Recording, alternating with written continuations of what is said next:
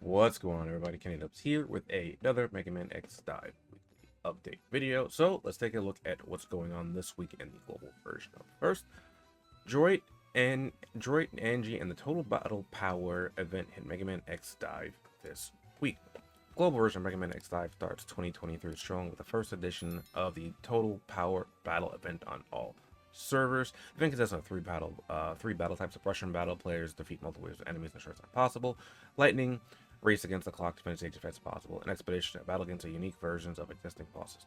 So total battle power is just like I said, we do 3 different battles, and the thing that they don't mention on Rockman Corner is that this type of event wants you to use different units and weapons for it. It'd probably be a bit hard for me to fully explain it without having the event in front of people, but let's say I use my super base in the lightning battle. That score will be recorded along with the first with the primary weapon slot.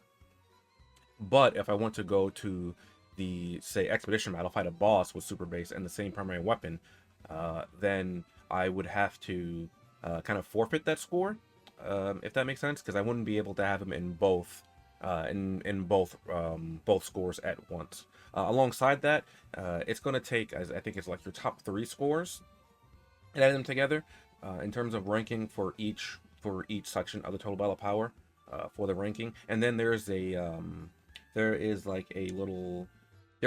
point threshold for the rewards, kind of like with the regular events. So for the expedition battle, it might be you'll get like 10,000 points, you'll get some weapon memories. 20,000 points, you'll get some patches or things of that nature. I'll go over it in its entirety once the event comes out, so I can actually show what I'm talking about with the examples I'm using. But that remaining on the clock after you finish the battle type will be used to calculate your high score. That sum can then be used to gauge and unlock the rewards completing against other players. Yeah, but yeah, there's a little bit more to it than that. I think it's kind of hard for me to fully explain it without having it in front of me, so that I can show you exactly what I mean. On top of that, when it comes to the gacha characters, any server will receive the original dive characters Droitclair and Angepitoyeir in one capsule. A single free 10 pull will be available. Now, first of all, I don't think I said Angie's name right. That is Angie's full name. Most people shorten it to Angie because that's much easier to say, and Droitclair to Droit. And I don't know how I feel about this part right here, because we're getting two characters in this gacha, but these are both Dive Festival characters.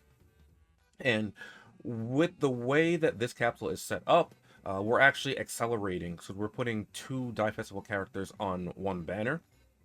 So what would have been January, February Dive Festivals is now condensed into January with just one Dive Festival banner. Now, the reason I'm not too keen on this is because obviously it means we're going at a much faster pace yet again. We're already at an accelerated pace as it is, but now we're condensing Dive Festivals together, which could be troublesome for the future, because what this means is this could mean that we're going to see this more in the future for future Dive Festival banners as well. So maybe we see Via and Celebration Rico on one banner, and they were like right behind each other. They were right back to back. So I don't know if that's going to happen for future Dive Festival characters, but also this also makes me think that maybe they might do this with the actual limited units. And what I mean by actual limited units, because some of you have seen that I played a Taiwan version as well. The actual limited units I'm referring to are things like the Base Cross Mega Man and the ZXL. Right? Maybe those could also be put in accelerated and put onto a single banner as well. I don't know if that's actually going to be the case. It's just speculation on my part, because they've done this once, so it shows that they can and may be willing to do it in the future. But that is that. Though I will say that because of the way that Global is doing the Dive Festivals, it might be a bit easier to get Angie or Droid if you want either one of those. I kind of like both of them. I don't think I'll be pulling on them because now we're accelerated, so that means I have less time to save for the next Dive Festival character, which I also want. So we'll kind of have to see from there. But Latam and EU will receive base double crossing and a single free pull as well. His DNA code will be available right away. And I don't know how I feel about that either, because over here in NA, we don't have his DNA. So maybe we'll get his DNA when that happens as well on NA. I'm not sure about that, because we got Super Base's DNA on release, but we didn't get Base Double Cross on release. So I don't know what's going to happen with Global at that point. Maybe we're just going to get a few new batches of DNA alongside that. Droid and Angie, I don't think will come with their DNA either. But we'll just have to see at that point. So, without further ado, let us go ahead and jump into the character previews for both Angie and Droid over on my Taiwan account.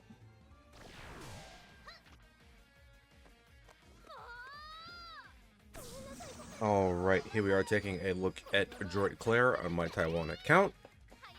And I kind of like Droitclair. Let's take a quick look at her kit. First up, we have Evil Calling. Unleashes an evil spirit that can penetrate any terrain and has the enemy seeking 169% attack damage to the target and mark the target. Then teleport to the target's location with possessed attack, dealing damage to targets within range. The fact that the teleporter is only valid for the player and will be used in places no target is marked. So the possessed attack actually does a whole lot of damage, coming in at 323% attack damage, which is pretty nice there as well. So for the modifier chips on Evil Calling, we have Skill Seal, render the target unable to use skills after getting hit, after hitting the target with possessed attack. So that's after you teleport to the target and use the second stage of this attack. We have Dynamic Destruction. When Evil Calling hits, it will now slow the target, reduces movement speed by 42%, which is quite nice. Also, obviously, this will only really work in PvP, so that's why I don't have it equipped right now, because I haven't been using it in PvP. And then here we have Showtime.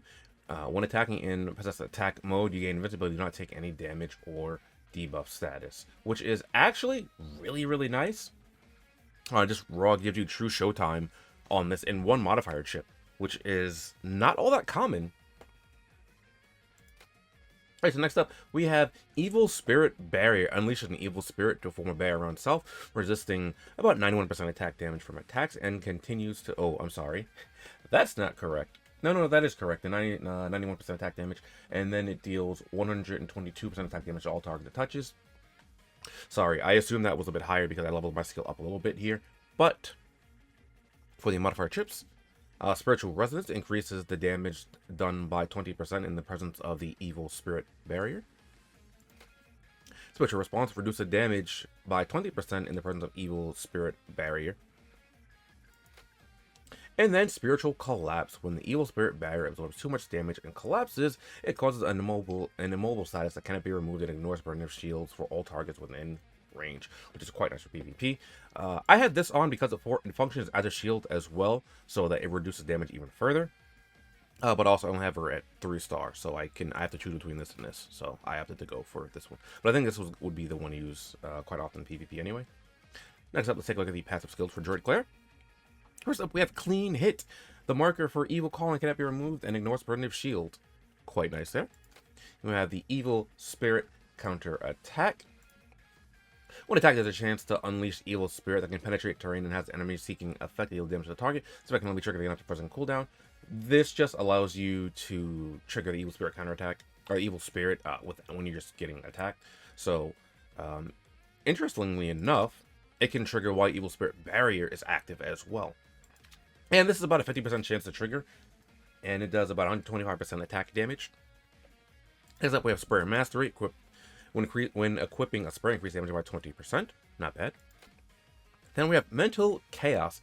Damage is increased by 25% when HP is below 35%. It also releases several shots of giant spirits that deal damage to all targets in its path. Giant spirits can only be triggered once per battle. Now, this one, again, I'm pretty lukewarm on passives like this.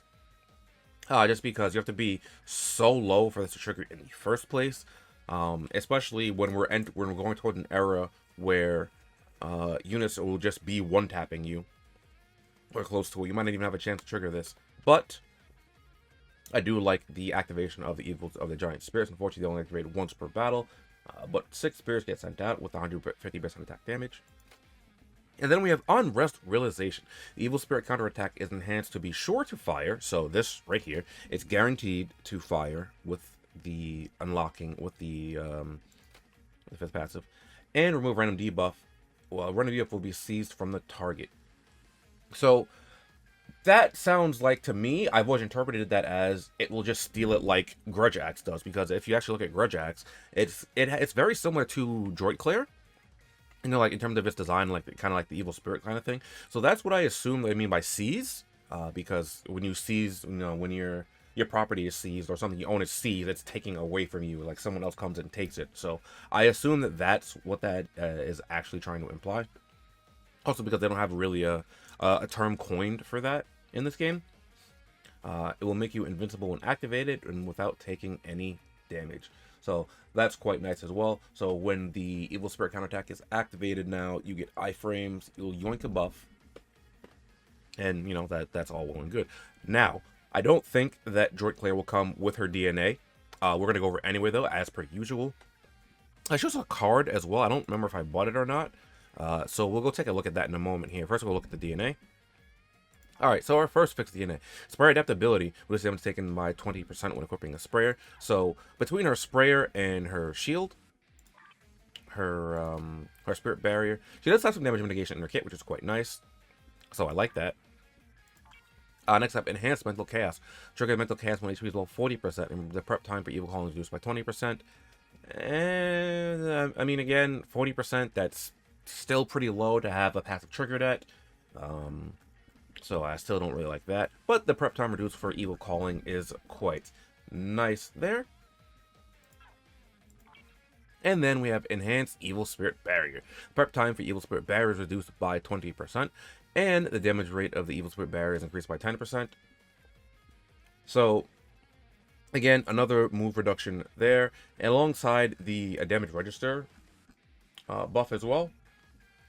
So that's quite nice. Take a look at her unique recombined DNA. It's called Relentless. When HP is below 50%, gain a long duration preventative shield that will protect you against all negative status effects. This effect can only be activated once per stage. I really don't like this. I like the concept of it, but again, being below 50% in an era where you can just easily get one tapped or comboed might not do too well. I'd also prefer something I feel like that would work a bit better, because Preventative Shield, while it is very nice, it doesn't prevent you from taking all status effects, because some status effects can pierce Preventative Shield, as we saw within Droitclair's kit. Wow, that was hard to say. And aside from that, we have some neat things here. Summon Sentinel players until 0 distance boost, 0 injectability. So she has some access to some more you know, some more tankiness in her kit, the damage mitigation, but because I don't think she'll be dropping with her DNA, you know, it might be pretty decolon for her in terms of getting all her passive to trigger. But real quick, let's go take a look at her card in the shop. Alright, so we're looking at the Droitclair card. First up, we have Enhanced Sprayer Mastery, increase the effect of Sprayer Mastery by 20%. And I think this goes up to 30% when this card is maxed. So, you know, the 20% boost with on top of a 30% of a 20% boost. Again, just making sure that players understand. This doesn't mean she gets 50%. It increases the effect by this amount, right? So at level 1, it will increase it by 4%, not increase it to 40%, because it's 20% of the 20% already active on her. And then we have Sprayer Amplification 2, increased damage when equipping by 6% when equipping a sprayer. That's very nice too, because you have Sprayer Mastery, and then you have Sprayer Amplification. So with this alone, this just at base, she gets 30% damage amp from Sprayer. She'll get more when this is Mastery, because this should be 30% for the Enhanced Sprayer Mastery, and then this will be 8% for the Sprayer Amplification 2. Next up, we have Angepitoyeir. Again, I don't know if I'm pronouncing that name correctly, but I actually really like Angie. Not necessarily because of his appearance or anything, like he's just kind of like a small child. But what I do like about him is his kit and how it kind of interacts. So let's take a look. First up, we have the Rift Flash. Crash forward, dealing roughly 269% attack damage to all targets in this path. Hitting a target triggers an additional space rift that can deal damage and does not take any damage while it's in use. So you have access to iframes during this. You also have a useful dash as well that deals quite a bit of damage. Then for the modifier tips, we have mobility reduce prep time by 20%. Quite nice there. Space Fissure, increase the damage rate of the Space Rift by 48%, which is very, very nice there as well. And then we have Showtime, not suffer negative side effects when using Rift Flash. So you just have full Showtime, or true Showtime on this skill here, which is probably what you're going to be using most of the time, especially in a PvP setting. Maybe you want to use this as an option, but I think this is the overall best option for that. Then we have Annihilation Ray Cannon. Now, first of all, I love the name of this. Like, this just sounds like one of the most savage things ever. So, fires 1 massive ray cannon and 3 tracing ray cannons that ignore terrain. The massive ray cannon deals 257% attack damage to all targets in its path, and each tracing ray cannon deals 85% of its damage. So, let's do 85% of the massive ray cannons damage, as opposed to 85% of your attack damage. So, there's that. So, let's take a look at the modifier chips real quick. First, we have power increase damage rate by 5%. I don't really like this one. It's too, like, I don't know. It's just, like, something common they can put on skills, so it's not the worst, but it can definitely be a lot better.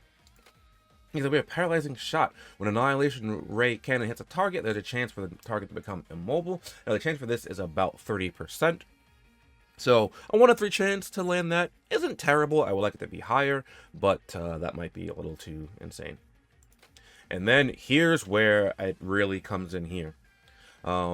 Tracing Ray Cannon can shoot 5 rounds at a time. So now you get 5 rounds of the Tracing Ray Cannon instead of the 3. So now you have 5 additional Tracing Ray shots that deal 85% of the damage of the Annihilation Ray Cannon, which is quite nice. So for the patch-up skills, we have the Ray Cannon Volley when a target is hit. It locks the target in place and adds an additional roughly 13% of damage when the target is hit again by the Tracing Ray Cannon, stacking up to 5 levels.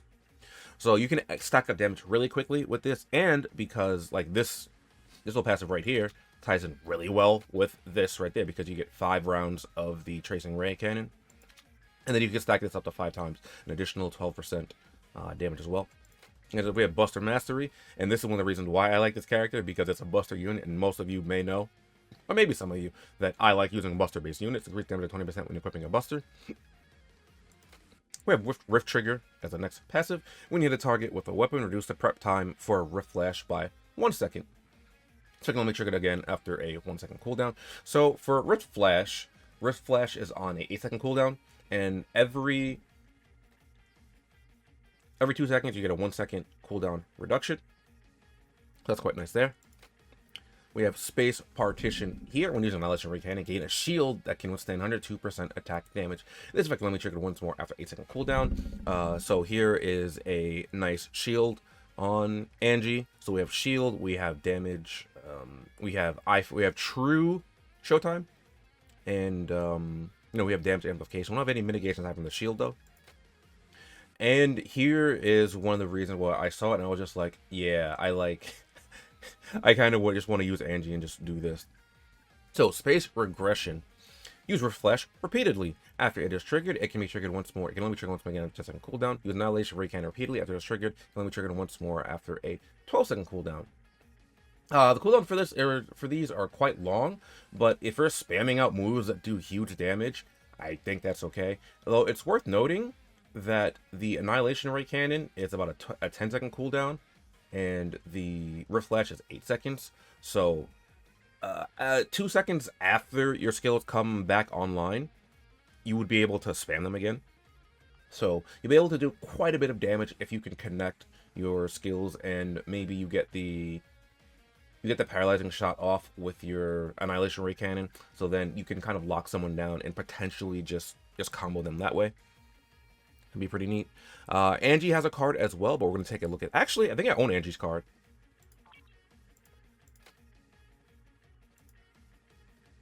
I do own Angie's card. Let's take a look. Alright, this will probably not be released with Angie, but I'm showing it here. Anyway, Space Impact. When a flash hits, it will slow the target and reduce movement speed by 30%. And that's actually really, really nice, because that's how I was just mentioning about being able to spam your abilities with your combo. This will just allow you to do that even easier.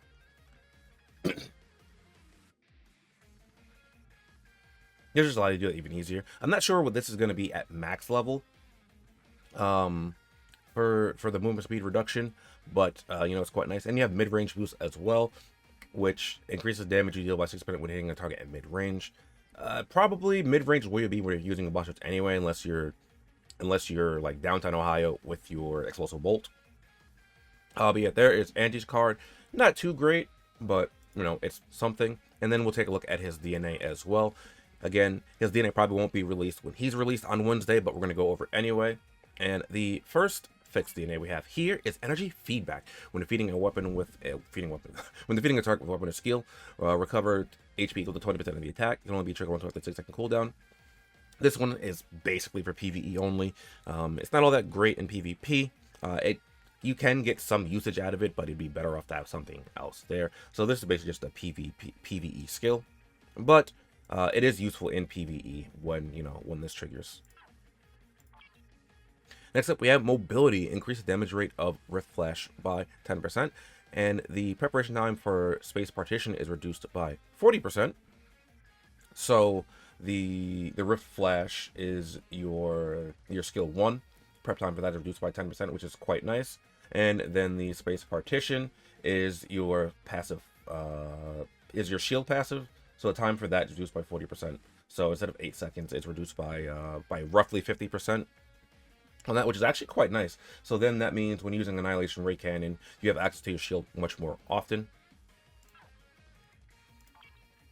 I say roughly 50% because 40%, you know, that's pretty close to 50. It's obviously it's not 50, but having a shield, basically when you need it, is pretty nice to have. Then we have Space Blessing, reduce the prep time for Annihilation Ray Cannon and Space Regression by 20%, which is very, very nice here because your Annihilation Ray Cannon obviously is your, you know, that's your big buster skill which you can spam, but the Space Regression is your skill that allows you to spam them out.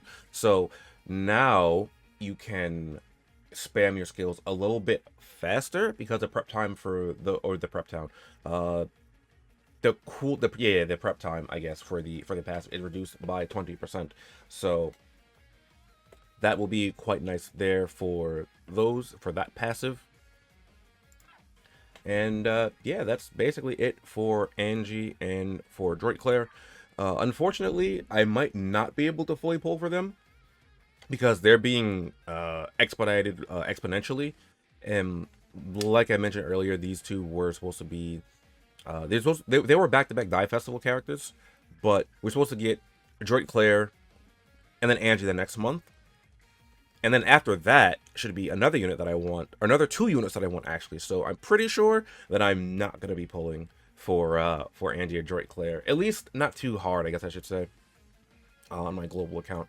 But that's basically all we have right now for the information for what's happening in X-Dive this week, as we don't have any information on the Taiwan version. So that's going to be it for this video. Let me know how you guys are feeling about what's happening this week in the global version of the game, and I will catch you guys next time. Later.